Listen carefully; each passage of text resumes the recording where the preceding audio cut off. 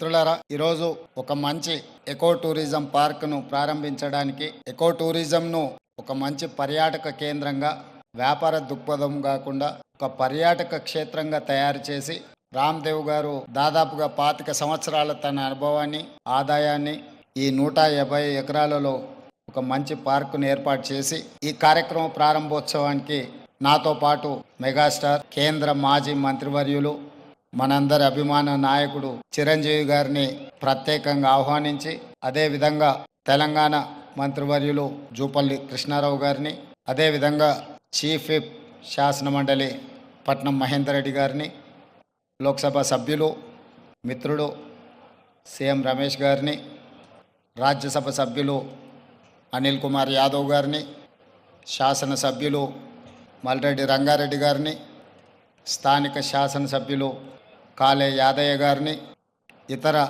రంగారెడ్డి జిల్లా నాయకులందరినీ ఆహ్వానించి ఒక మంచి కార్యక్రమాన్ని ఏర్పాటు చేయడం జరిగింది.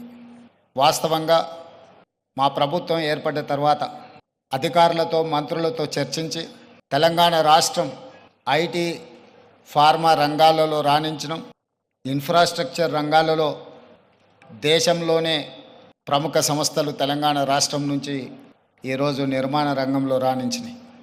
ఇక తెలంగాణ రాష్ట్రానికి కావాల్సింది temple tourism, health tourism, eco tourism.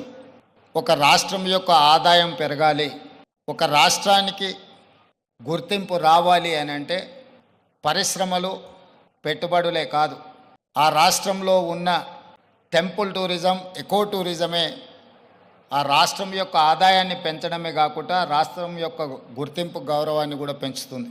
ఈరోజు మనకు సంబంధించిన మిత్రులు కావచ్చు, బంధువులు కావచ్చు, చాలామంది వాళ్ళ పిల్లల పెళ్ళిళ్ళు చేయాలన్నా, శుభ కార్యక్రమాలు ఏమైనా చేయాలి అని అంటే మన ప్రాంతం కాకుండా రాజస్థాన్కో లేకపోతే ఇతర దేశాల్లోకి వెళ్ళి అక్కడ కార్యక్రమాలు చేసుకుంటున్నారు.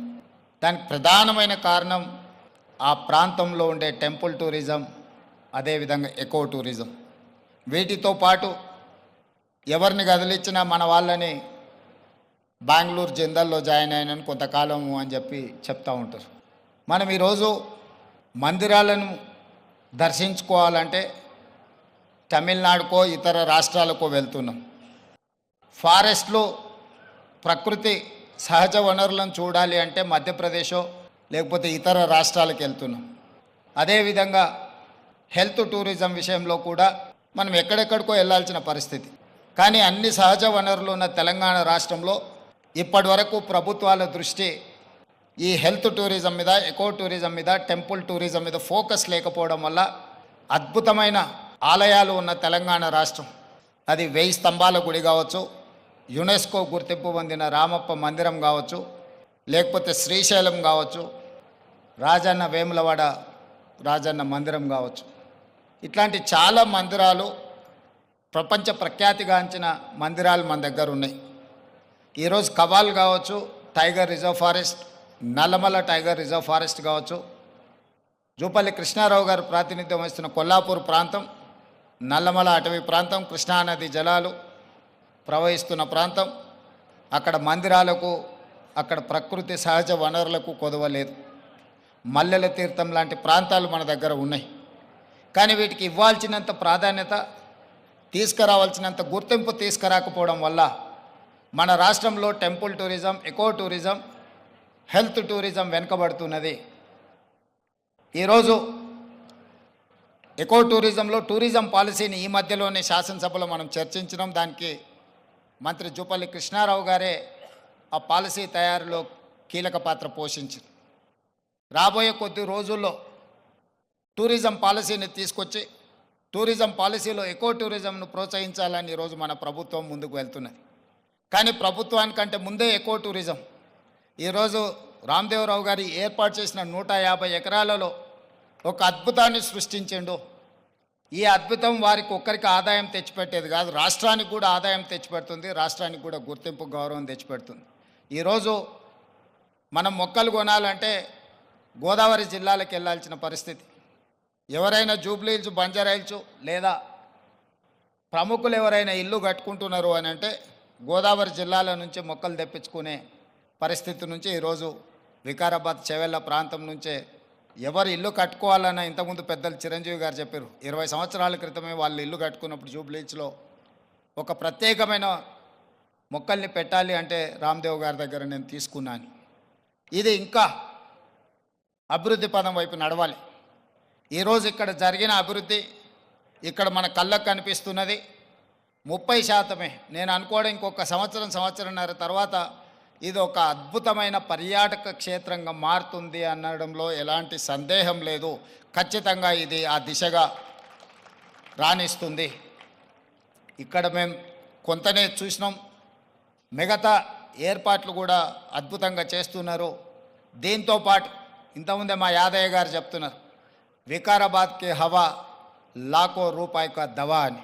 వికారాబాదులో ఉన్న అడవిని ఆనాడు నిజాం సర్కార్ మెడిసినల్ ప్లాంట్స్ పెట్టి మీకు మొత్తం తెలంగాణ రాష్ట్రంలో ఉండే టెంపరేచర్ కంటే చిరంజీవి గారు వికారాబాద్ అటవీ ప్రాంతంలో 2-3% టెంపరేచర్ తక్కువ ఉంటుంది.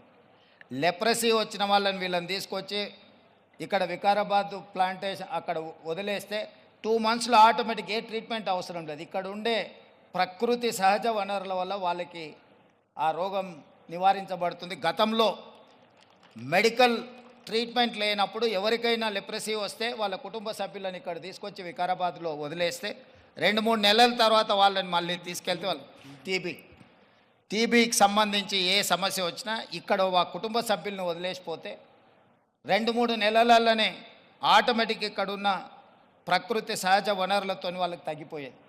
అంటే ఈ ప్రాంతానికి ఒక ప్రత్యేకత ఉన్నది. అందుకే ఈరోజు జిందాల్ లాంటి వాటికి ఎక్కడికో వెళ్ళడం కాదు, ఇక్కడనే పెద్ద పరిశ్రమలకు సంబంధించిన వ్యక్తులు తొందరలోనే ఇక్కడ పెద్ద ఎత్తున ఏర్పాటు చేయబోతున్నారు వికారాబాద్ ప్రాంతంలో. మొన్ననే దావోస్లో అగ్రిమెంట్ చేయడం జరిగింది.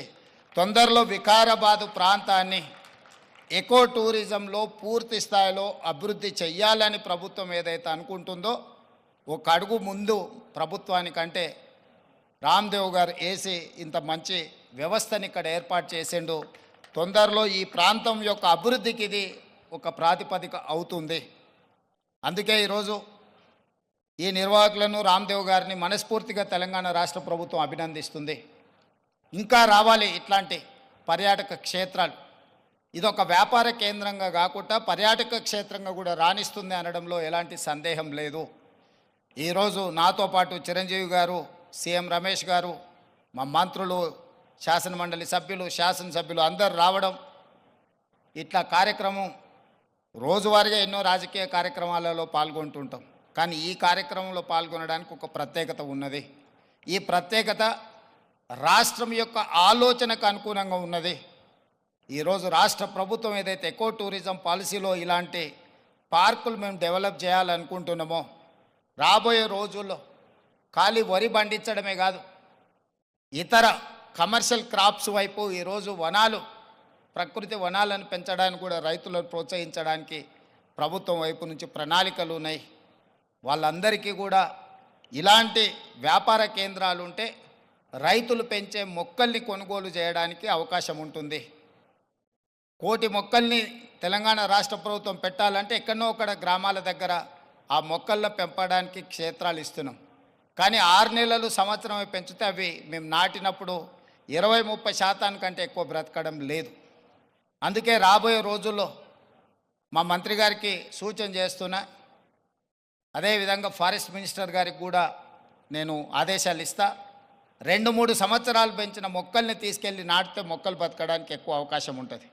కానీ మరి రైతు 2-3 సంవత్సరాల ఆదాయం లేకుండా ఉండాలి అని అంటే రైతు బ్రతకం కూడా కష్టమవుతుంది. అందుకే దానికి తగ్గట్టుగా ధర చెల్లించి రాష్ట్ర ప్రభుత్వమే కొనుగోలు చేసి రాష్ట్ర ప్రభుత్వం నాటే హరితహారం మొక్కల్ని 3 సంవత్సరాలు 4 సంవత్సరాలు పెంచిన పెద్ద మొక్కల్ని నాటితే అది ఒక్క సీజన్లో మనం కాపాడుకోగలిగితే చాలు, అది తప్పకుండా చెట్టుగా వృక్షంగా మారే అవకాశం ఉంటుంది.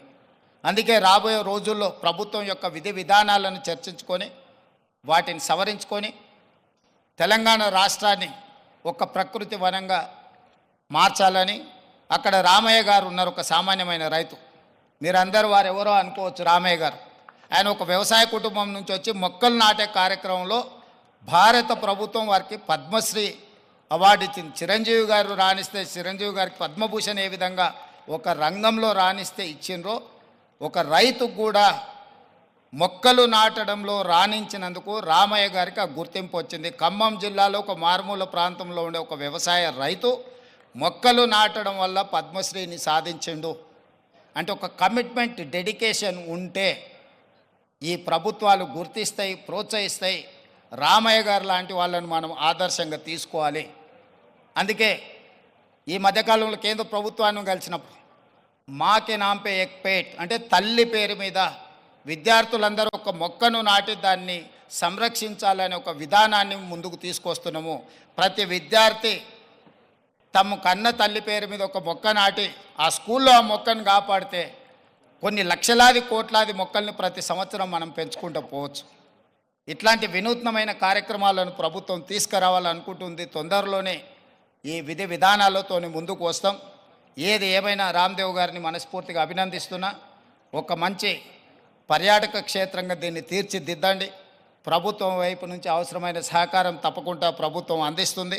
మంత్రి జూపల్లి కృష్ణారావు గారు, స్థానిక శాసనసభ్యులు యాదయ్య గారు, మహేందర్ రెడ్డి గారు ఉన్నారు. ఏదైనా స్థానికంగా అంశాలు ఉన్నా కూడా వారు మీకు సంపూర్ణమైన సహకారాన్ని అందిస్తారని తెలియజేస్తూ మీ అందరి దగ్గర సెలవు తీసుకుంటున్నారు. ధన్యవాదాలు మిత్రులారా.